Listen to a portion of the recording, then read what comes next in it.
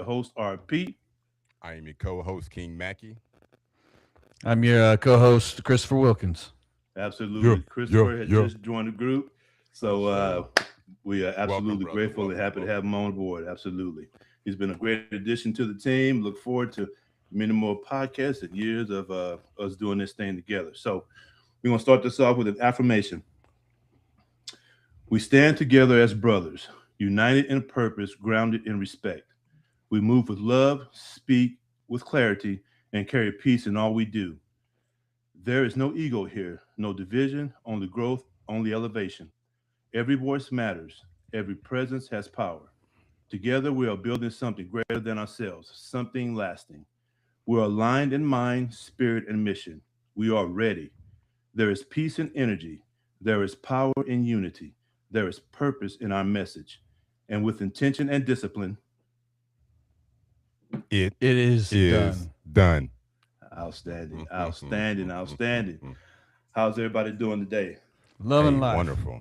Yeah, absolutely, Great absolutely. weekend so far? About to be Yeah. over. Good.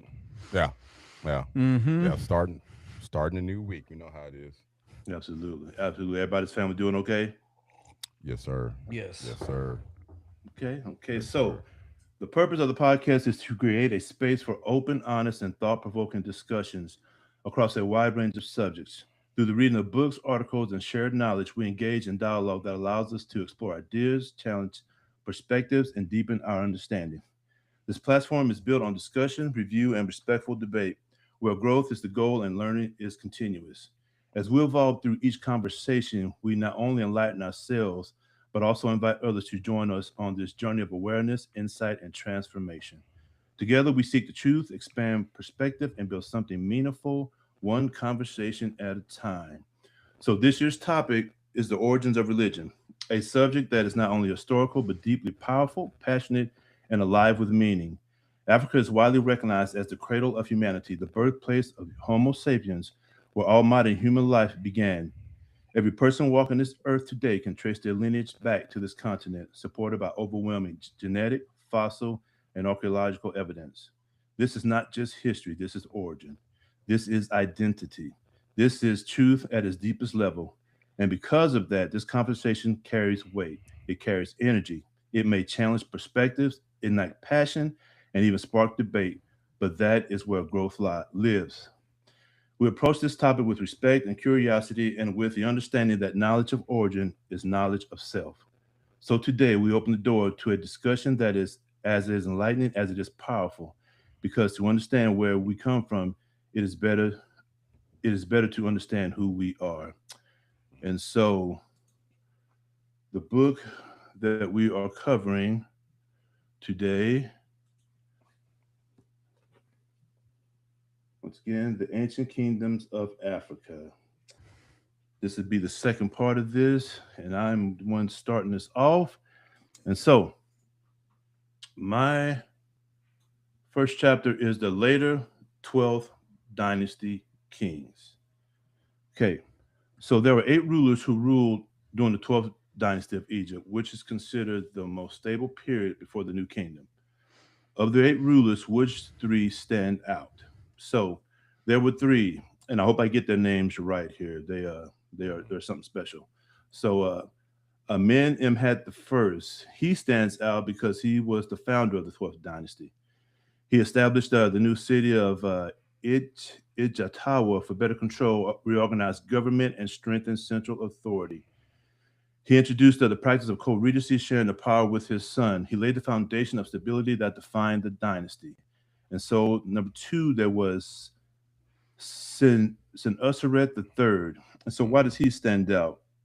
Not only was he kind and a giving person as a pharaoh, he was one of Egypt's greatest military leaders and is considered by some one of the greatest of pharaohs in pharaonic Egyptian history.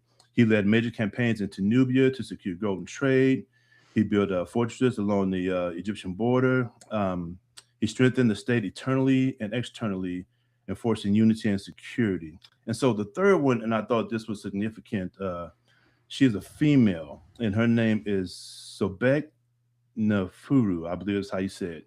And so, why does she stand out? She was the first confirmed pharaoh of Egypt.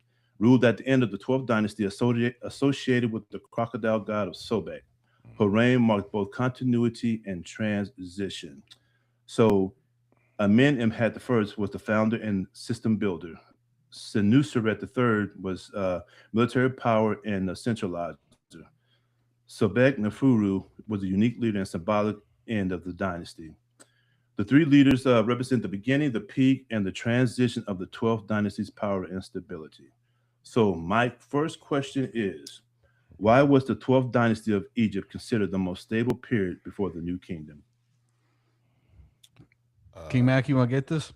I get it. So I'll say that the 12th dynasty kind of brings out, restores order after chaos. Um, admitting the intermediate period when you talk about the strong rulers that came about, it brought efficient administration. It allowed their powers to reorganize so local governments couldn't challenge the throne. It again, Robert mentioned it built the strength of the military, established a border for Nubia and expanded through Nubia and secured the borders of Nubia as well. It Yes. brought economic prosperity, taking roots. The trade routes had flourished, agriculture stabilized, and infrastructure also improved as well. So I would state that overall, in a simpler term, they eliminated internal threats, controlled external threats, and built systems that could outlast individual rulers. That's what I would say. Yeah, man. I think the 12th dynasty is it's often seen as the most stable period before the New Kingdom because it restored the centralized strong rulers that had the disorder in the first immediate period. Right. The kings reinforced royal authority, improved administration, strengthened the economy, and then they expanded agriculture and trade. It kept a tighter control for Egypt's borders, which definitely makes it stand out that it was it wasn't just powerful but orderly. Right. There was a sense of structure and continuity and competence in the government that allowed Egypt to prosper without the same level of internal collapse seen before or after. So, in the sense, the 12th dynasty became a model of what balanced and well-governed Egyptian state could look like. Yes, sir. Well, you gentlemen are right. It aligned leadership, economics, military, and belief into one cohesive system. Those are great answers. Yes. Great answers. Great answers. So, the next chapter I had was the literature and religion of the Middle Kingdom. So, my bullet point is, why is the literature in the Middle Kingdom considered the classical version of the Egyptian language, and how did democratization of the Egyptian religion change the way it was practiced moving forward? And so, it's with the middle. During the Middle Kingdom, the Egyptian language was highly refined. It became the standardized form of Middle Egypt. It was a classical written language, much like Latin in medieval Europe. So, because of that, they had many great literary works, such as the Tale of Senihu, the Instructions of Amen-Imhat, and the Eloquent Peasant. And so it advanced storytelling, philosophy, and moral reflection. And so what it also did was create the growth of the scribe class, the ones who do all the writing and the studying and things, the copying, if you will. So literature became something to study, copy, and teach. The language was fixed, preserved, and elevated into a classical standard. And so religiously, what it did with the democratization of the religion. So in the Old Kingdom, the afterlife was mainly for the pharaoh and the elite. Right. During the Middle Kingdom, ordinary people could access it. So you had for the pharaohs, you had the pyramid text, and then for the ordinary people, they had the coffin text. And so later it evolved into the Book of the Dead. And so what religion became was not inclusive, became inclusive but not exclusive. So just for a certain amount of people. It shifted the moral responsibility. So judgment in the afterlife applied to everyone. And as we've spoken on before, it didn't matter what, as far as from a standpoint of, how much money you had, so to speak. It was based on your karma, what you did, good deeds and things, the good and bad deeds, so to speak. And so the concept of living according to Mayat expanded beyond the king. So it introduced spiritual equality. So let's see. Religious practice became more widespread and practical. Religion became a part of daily life, not just royal ceremony. Hmm. And so the Middle Kingdom didn't just preserve Egypt's language; it expanded its soul, giving both words and the afterlife to the people. So my question is: the Middle Kingdom is often called Egypt's intellectual and spiritual turning point. What impact did these changes have on Egyptian civilization moving forward, and what influences, if any, apply to modern society? Um, I say the Middle Kingdom mattered because it deepened Egyptian thought, not just Egyptian power. Literature became much more reflective during this time frame. They became more moral, more personal. Religion also became less centered only to the king and more accessible to the ordinary people, especially in ideas in the afterlife and moving forward. That helped shape of a civilization where meaning, morality, and individual and spiritual worth became much more visible in their culture. Yes. In a modern sense, one of the biggest parallels is the idea that spiritual life and moral struggle are not reserved for the elites alone. So the Middle Kingdom helped move Egypt toward a broader human concern with justice, suffering, and responsibility. And you look at today, anyone can believe in religion now. We all have access to literature and the books and be able to read. And I'm glad that we live in this time frame versus then when it comes to religion. Mm, Yeah. Like Chris said and Robert said as well too, RP. I mean, what mattered to most, I would say that was very significant was just the concept of the afterlife. I mean, it mhm, gave some sense of identity, and then it brought unity based upon that identity that we all set on the same mhm, timeline and we all can move together. And like you said, through that it brought literature and philosophy. I mean, why would it not? Laws, so through that, man, I feel like there was a huge contribution to mhm, the kingdom itself.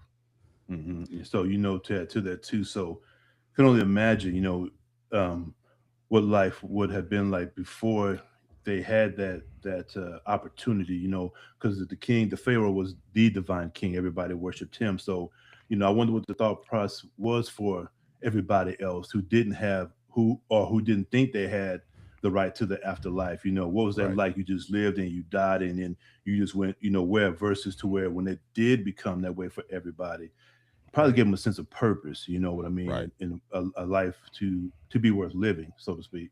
Yeah. And I think chaos. We talk Mm, about the first intermediate period. It came that was chaotic. You know what I mhm, mean? So when you don't have that, you have no, like you say, you have no purpose. So you mhm, have no purpose, you don't care what you do and how you mhm. do it. And then again, this afterlife gave everybody a sense of purpose, which helped establish a better government. Yep, Yeah. So yep. I mean, it's definitely a reason why the Middle Kingdom became so prosperous. absolutely. Um, I mean, they didn't have the unity before in the much older kingdom where there was that separation between them. Mhm, Hmm. mhm. Yes. People don't No like to doubt. be controlled. Bro, I'm This is trying to true. tell you. I'm This is trying to true. tell you, you know. This is true. Okay, so my next chapter was the collapse of the Middle Kingdom. My third bullet point is in the form of a question. What were the key factors that contributed to the collapse of the Middle Kingdom, and what ushered it into the second intermediate period? So, and these are things that we have certainly discussed before. So, after the strong rulers, after Senuseret III, leadership declined. Later kings, especially in the 13th dynasty, were short lived and less effective. Power began shifting back to local officials. Egypt became fragmented politically, losing the unity that declined the Middle Kingdom.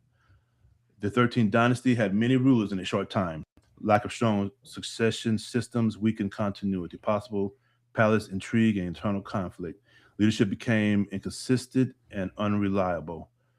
Evidence suggests that irregular, the Nile flooding, and as we've seen, with that Nile, the Nile was very important to Hmm. Egypt as far as when you talk about agricultural. And so, Right. without it, with the irregular flooding, there were poor harvests, food shortages, economic stress, reduced ability to fund government, military, and infrastructure result. It weakened Egypt significantly. Um, let's see, Huru has spoke on, earlier about the key borders and strengthen their military. So they lost control of their border. Nubia in the south and the Nile Delta, the Nile, my goodness, the Nile Delta in the north. and the Hyksos, the foreign rulers of Asia, the Levant, gained power in Lower Egypt as a result of that, and so they could no longer protect themselves from foreign powers. Mhm. So the collapse of the Middle Kingdom was caused by weak leadership, rapid succession, economic and environmental stress, loss of border control, and the rise of foreign powers like the Hyksos, all of which led to political fragmentation and the Second Intermediate Period. So my question is, what did the Second Intermediate Period look like, and how did it change the face of Egypt? So I would say the second intermediate period was a time of fragmentation and foreign influence. We already know Egypt split into rival regions, which again Hmm. weakened their central authority.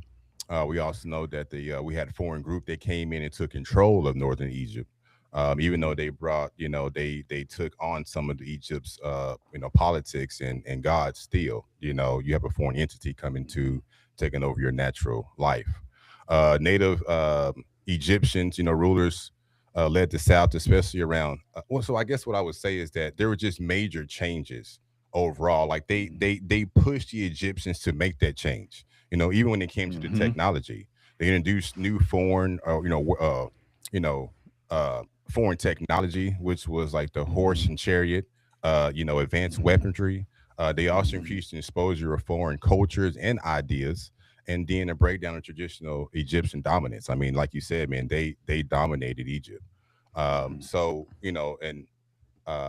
and how did it change Egypt? I would say it forced Egypt to adapt to a military and politically.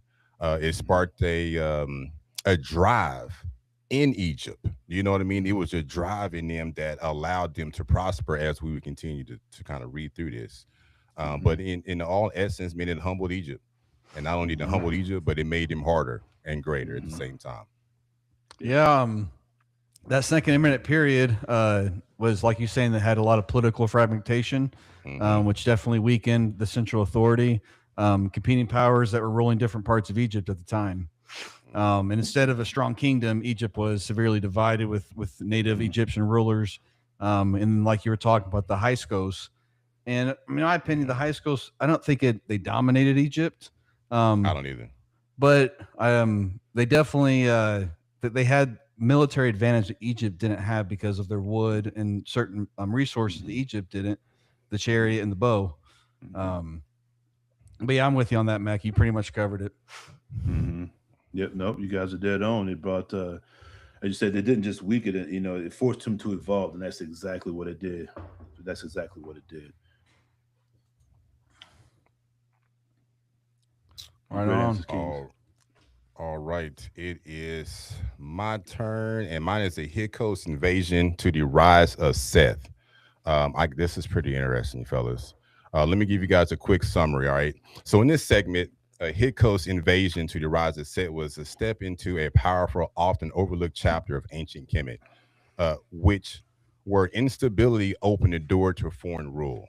And identity was tested under pressure. Hyksos invasion was not just a takeover of land, but a shift of power, culture, and belief.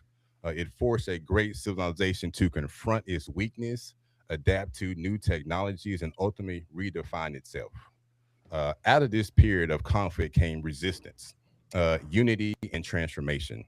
Even the spiritual landscape was affected, as the rise of Seth reflected deeper tensions between order and chaos, and native foreign legacy and disruption.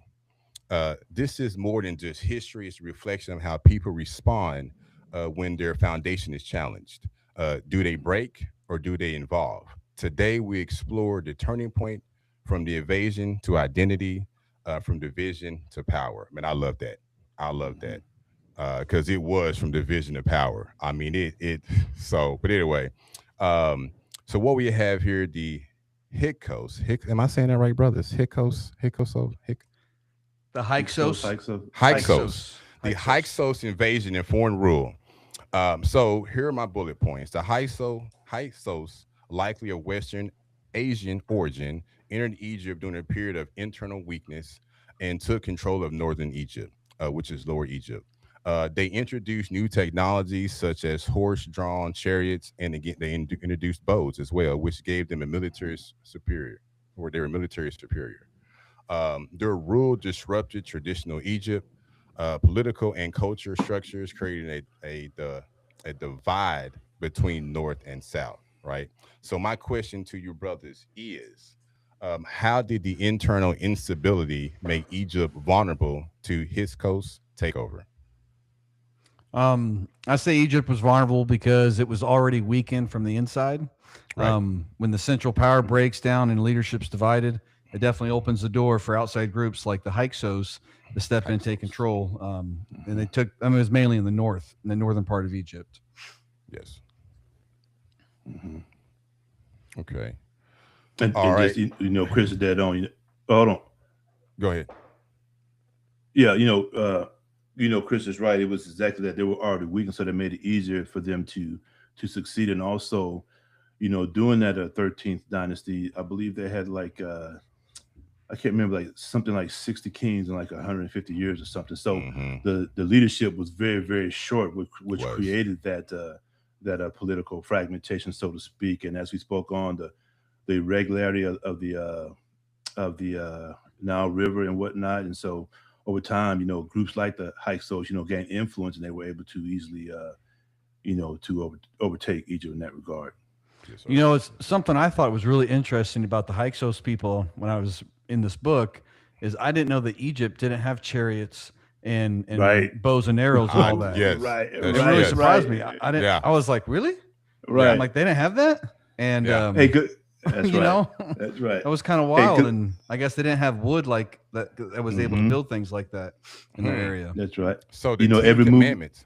Go ahead. Go ahead, Robert. No, go I ahead. was gonna say in all the movies, that's all you Yes. see is the Yes. chariots and this and that and the other. But Yeah. you were right, because I thought the same thing too. But- Again, But Go ahead. the Ten Commandments, though, that took time. That was in the New Kingdom because that was was in the later. with Ramses. Right. Yeah, that was a New Kingdom. Yeah. So that was after they'd defeated the Hyksos and took power back. Hey, they upgraded them chariots in the Ten Commandments, boy. Them bad boys was clean. I Oh, wouldn't they mind were. having one to this day. that's right. Yeah. Save on this gas prices. That's why I drive a 91 Corolla back and forth, Hey, man. brother, I don't. And I'll blame tell you what, bro. it's slick. It's the leather Yes. seats, man. Yes. Before I moved to Missouri, bro, I had the same Corolla. Same Corolla. Yeah. Like, it's funny how the biggest dudes, man, get out the smallest vehicle. That's right. That's right. That's right. That's Oh, crazy. man. Oh yeah. All right. So my next bullet point is Egyptian resistance and cultural tension. So native Egyptian rulers in Upper Egypt resisted the Hyksos control, leading to ongoing conflict and eventually efforts to reclaim the land. Hyksos adopted some Egyptian customs, but they were still considered foreign invaders. All right. So this period heightened Egyptian identity and nationalism, especially among Southern rulers. So my question is,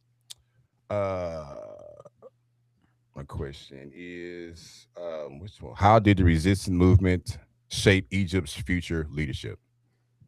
You had said it in one of the last answers of my last question. Egypt was they were asleep. They were just mainly protecting what they had. But with the invasion of the Hyksos, that absolutely changed that. So when you had the future leaders come on, the pharaohs weren't just divine administrators; they became, military leaders and whatnot. They had to, they took on the advancements of, as we were speaking on, the chariots and the advanced weapon with the bows, and they added that to their military, and they built a professional army behind that. And so they were no longer just in defensive mode, so to speak. They absolutely pursued, to expand their borders into Nubia and the Levant and those areas and whatnot. And so it, the leadership became tied to protecting Egyptian identity and tradition.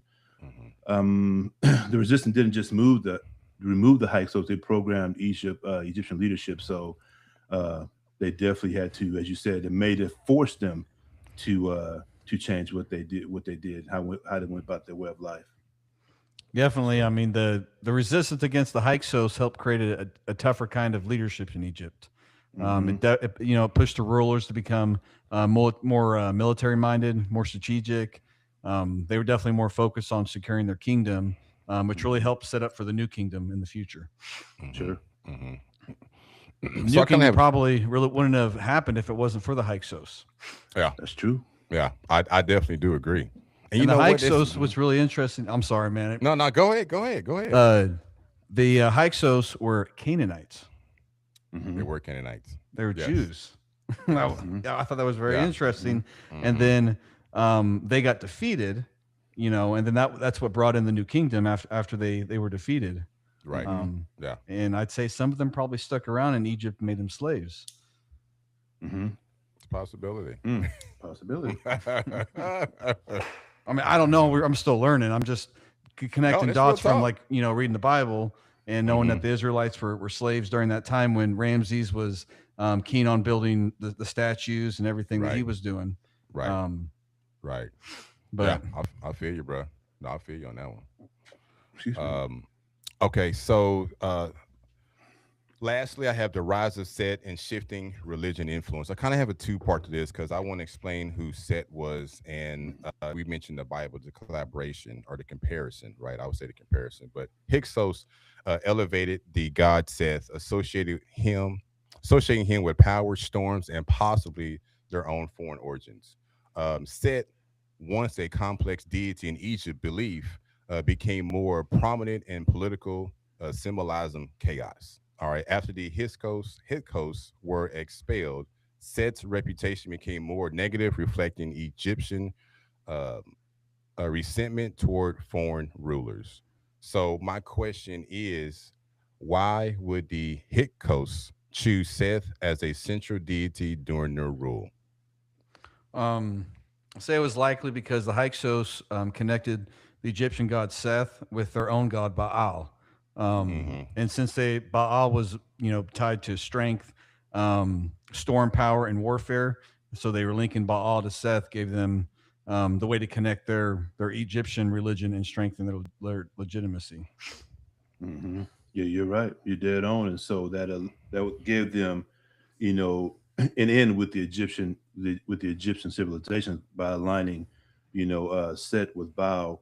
It allowed them to definitely integrate with the Egyptian civilization, so to speak. Right. But I think only the elite, not the elite, but the ones in power that held office was really the ones concerned with believing in Seth.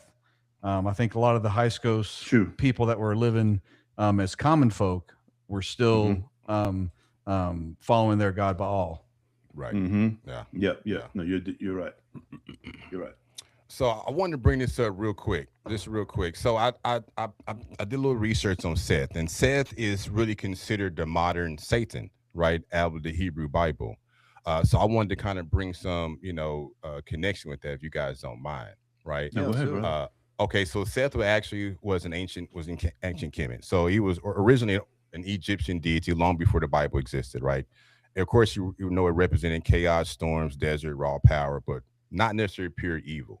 But through the Hyksos period. I think I'm still saying it wrong, but let's go. Hyksos.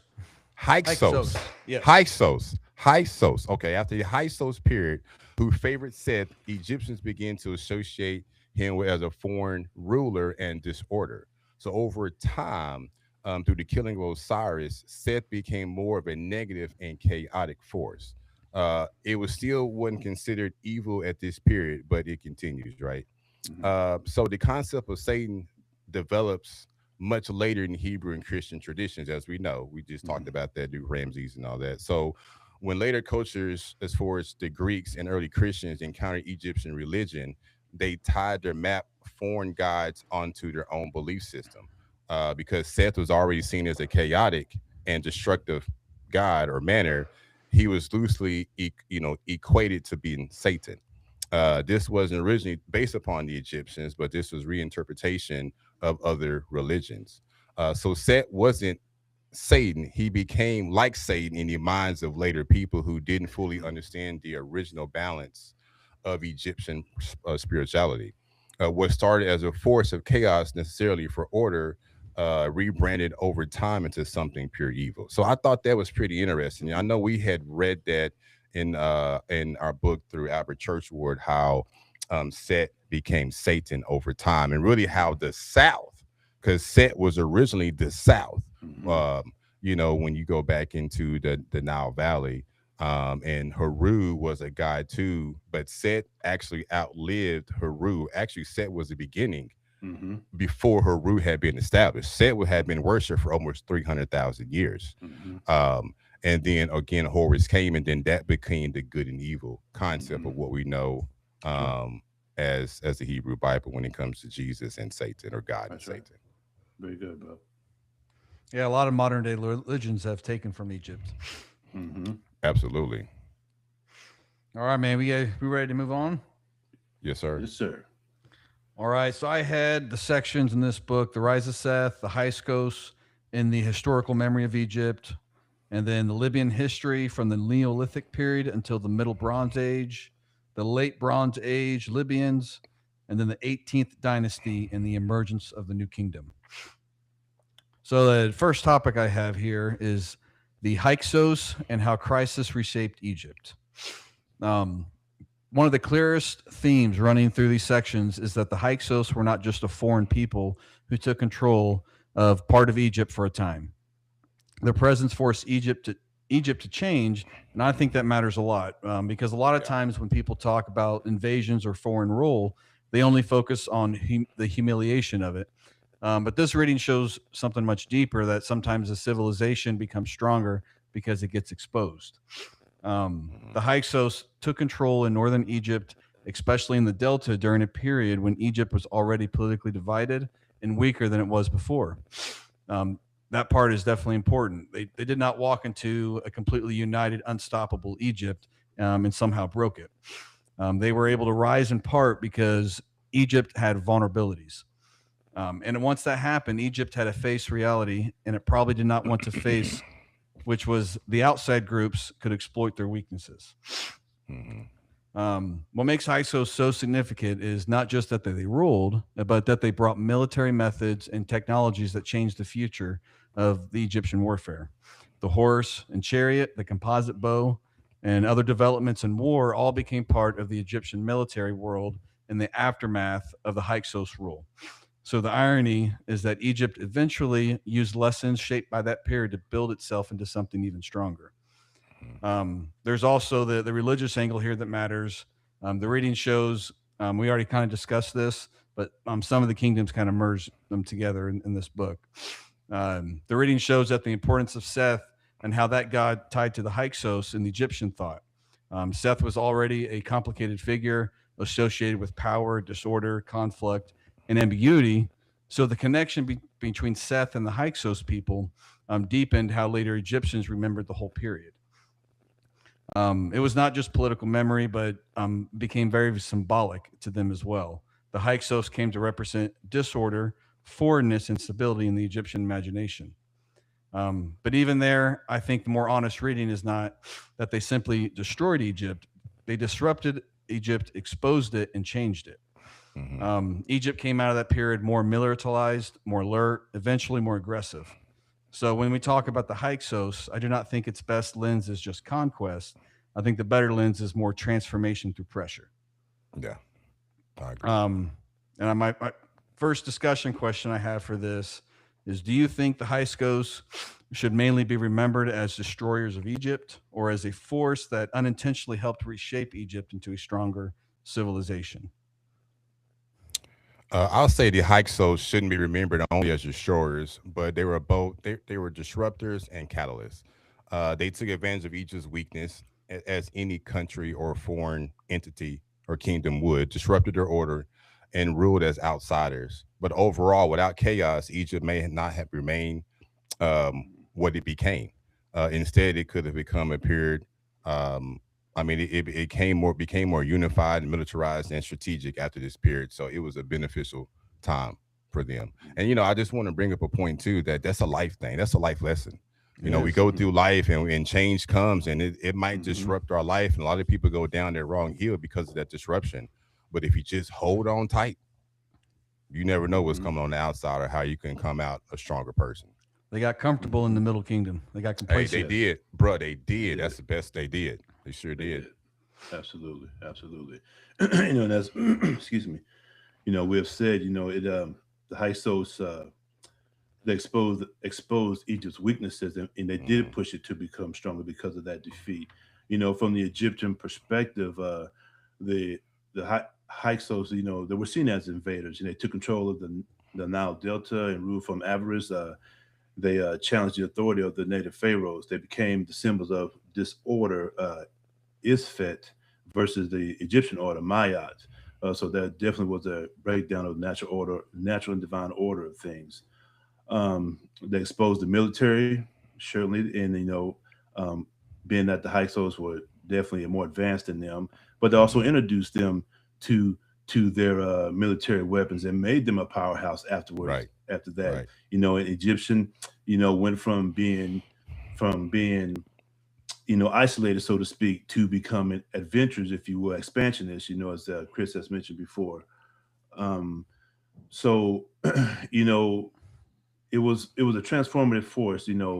Despite being instability, and ultimately reshaped Egypt into a stronger, more militarized and expansion-driven civilization. 100%. All right, man. So topic 2 I have is Egypt's neighbors were never just background characters. So another major theme in these sections is that Egypt was never developing in isolation. The reading in Libyan history makes that very clear. Egypt often gets presented as this self-contained civilization along the Nile, almost like the whole story happens inside its own borders. But these sections push against that. They show that the people of Egypt's edges, especially to the west and the northeast, mattered a lot more than Egyptian self-image may have wanted to admit. The Libyan sections were especially important because they stretch far back from the Neolithic period into the Bronze Age. And they show these populations had long histories, even if left behind fewer centralized records than Egypt did. That matters because history often favors the people who built monuments, kept royal inscriptions, and controlled writing. But the people with those things get flattened, like without all those big monuments that Egypt's built. They get flattened and dismissed and reduced to stereotypes. And this is part of what happened with Libya in Egyptian memory. In the Egyptian sources, Libyans are often presented as outsiders, desert peoples, or threats pressing from the margins, but the actual picture is more complex. These were not just nameless raiders showing up at random. They were real populations with continuity, mobility, and grown importance over time. So by the late Bronze Age, the Libyan pressure was becoming very serious enough that the Egyptian rulers had to respond very directly. That means they were not just some irrelevant fringe people. They were part of a political reality Egypt had to deal with. These ties directly into the broader pattern we see also with the Hyksos in Egypt, like to imagine themselves as the center of order and civilization. But from the borderlands kept proving that history does not only move from the center outward. Sometimes the edges force the center to adapt. Sometimes the people who get described as lesser or chaotic end up shaping the major turns of civilization. So I think that this is one of the strongest lessons in this reading, that the people outside the center are often described by the center as dismissive. But those descriptions are not neutral. They're political. They protect the image of the civilization telling the story. Egypt could call neighboring peoples disorderly, foreign, or inferior. But the reality is that those same peoples kept affecting Egypt in real and lasting ways. So my question for this is, what do you think civilizations like Egypt so often portrayed neighboring people as inferior or chaotic, even when those same people clearly had enough power to shape Egyptian history? Well, for the Egyptian power, they needed the power to justify themselves. They didn't report anything that was bad. They didn't want to make the pharaoh look bad. So everything that is from their history is always in a positive light. And then you have, from the religious side of it, you had Maya, which represented order and balance and truth, and Isef, which is chaos and disorder, when they were referring to these foreigners, if you will.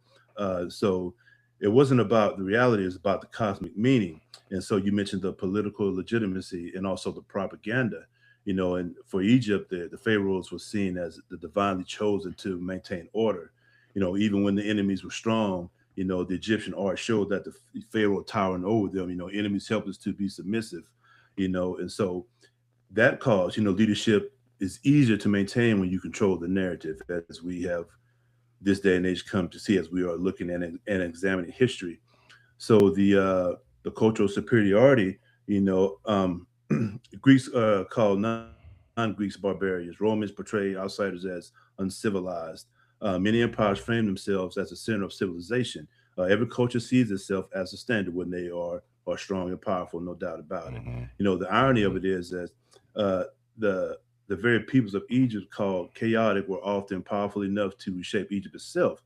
Hyksos transformed Egypt's military. Nubians, Cushites ruled Egypt and influenced religion and kingship. This shows that the labels were ideological and not objective.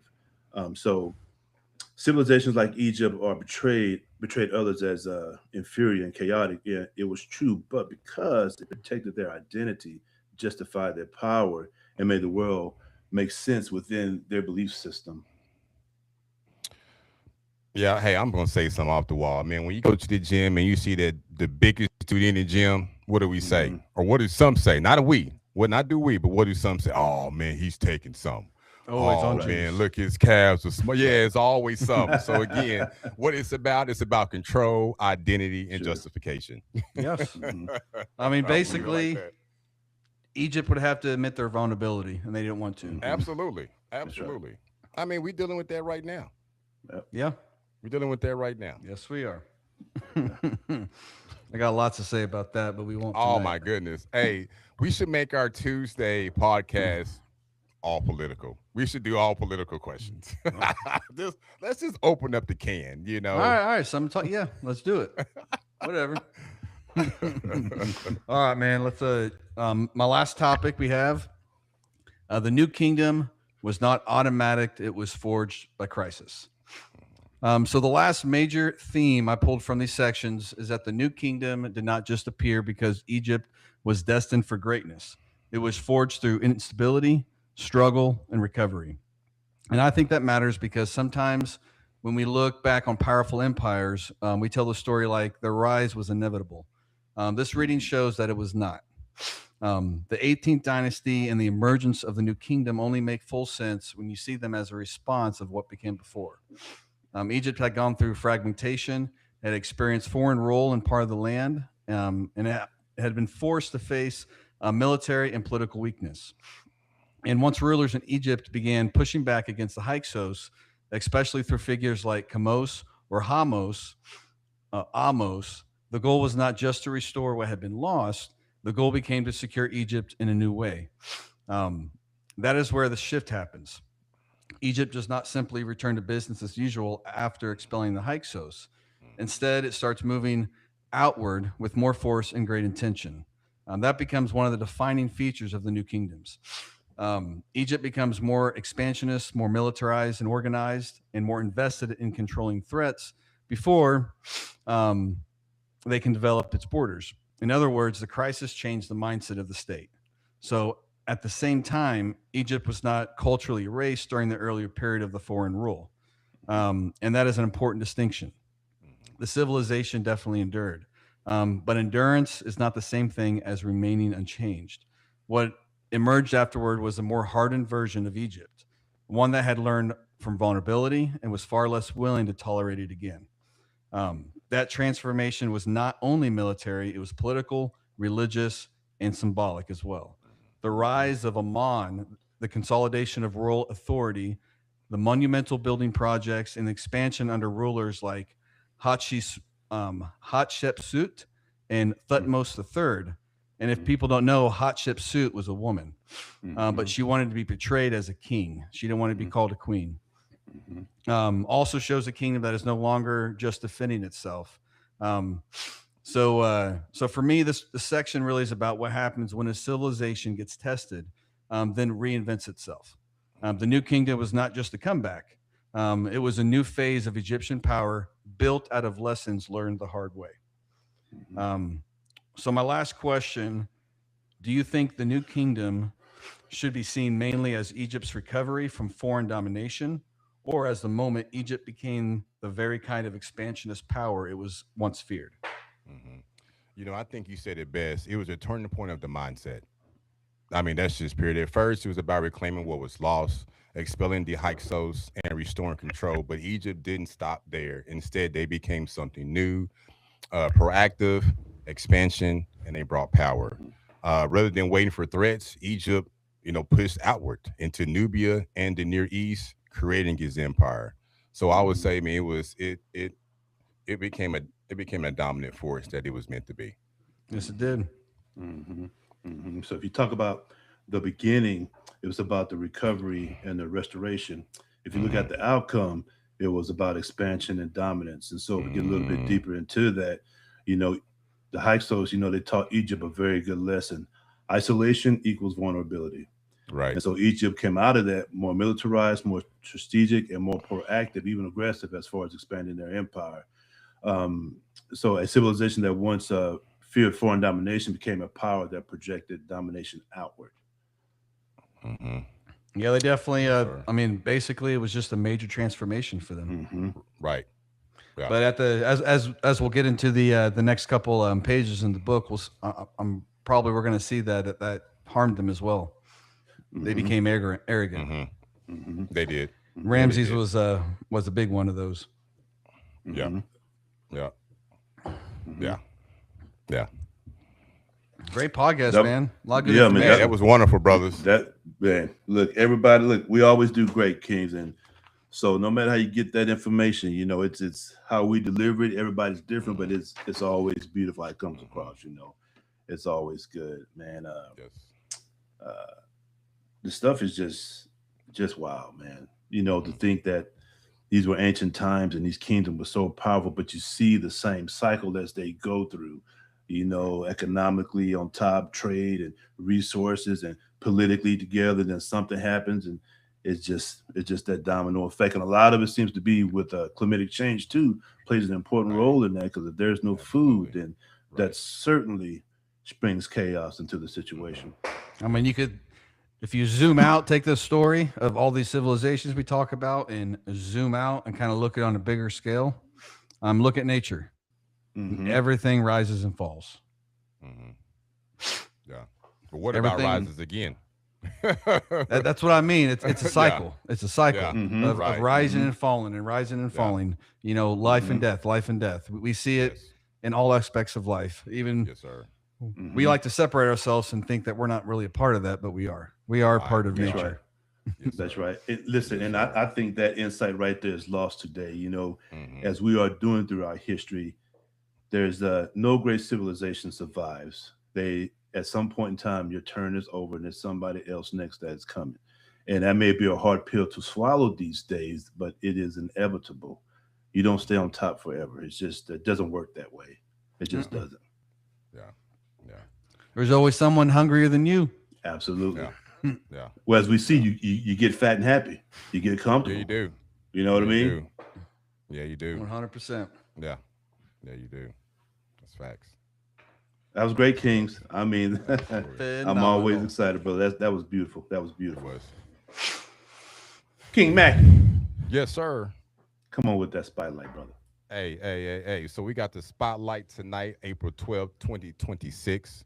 Our spotlight tonight is John Lewis. John Lewis. John Lewis. John Lewis was more than a civil rights leader. He was one of the youngest architects of the movement, most dangerous frontline work, and later one of the most steady political voices. Early on, born in rural Alabama, Lewis grew up under segregation as a child.